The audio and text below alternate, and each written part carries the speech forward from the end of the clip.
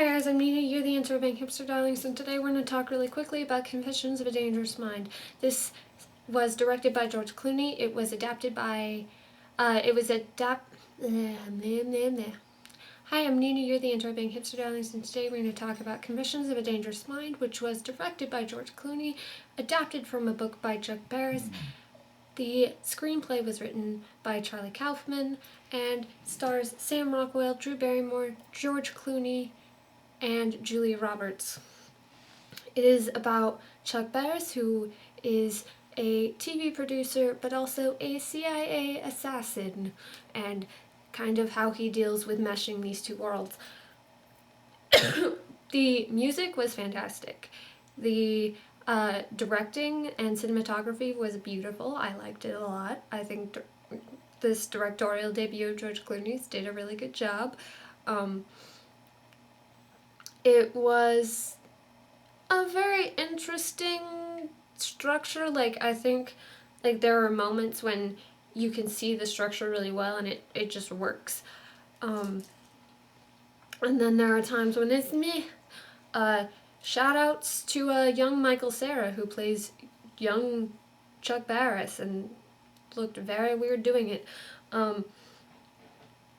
And this movie was kind of all about the duality of human nature and the kind of Jekyll and Hyde nature of humans. And this goes a lot for Chuck Barris, but it even goes to separate more into his girlfriends, who are kind of light and dark for him.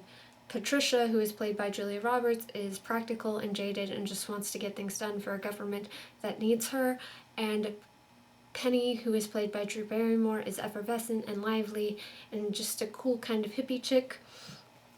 And there was so much of Sam Rockwell's ass in this movie that normally doesn't bother me, but dear Christ, it was just a little bit overboard.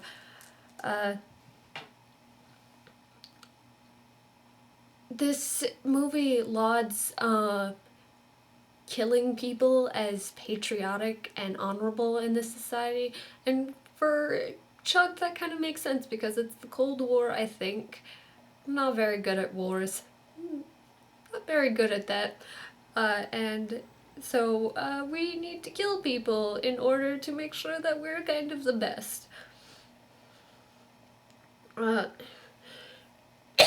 lot of people do the wrong things in this movie, but they do them for the right reasons. And so for that, you kind of sort of relate to them. And it was a really interesting movie. It didn't necessarily keep me until about an hour in, and at that point we were about halfway in. But once we got there, it really started picking up and really got me interested, because it was all about this kind of espionage and figuring out this is what is really happening.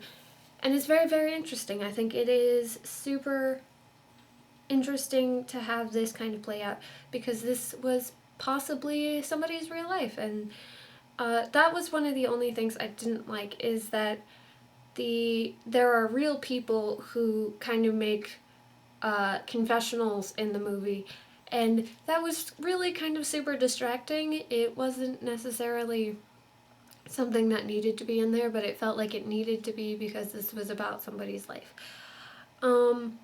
I don't really care for that. I think it's very interesting to see that they did it, but it's not necessarily a choice I would have made.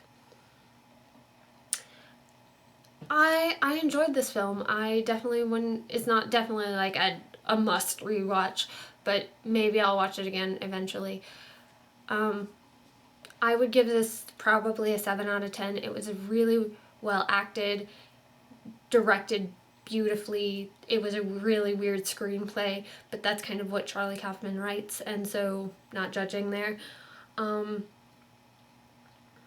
yeah, I think that it worked really well. The music worked really well, and then the use of silence, perfect. What is your duality? Leave that down in the comments below. That's all of my thoughts, obviously. Leave your duality in the comments below. What did you think about this movie? And we will talk very, very soon. I don't know what we're going to talk about next time because I don't have a movie to review next time, but hopefully I will see you soon, and we will talk very, very, very soon. Bye, guys. I love you. Mwah, mwah, mwah. See you soon.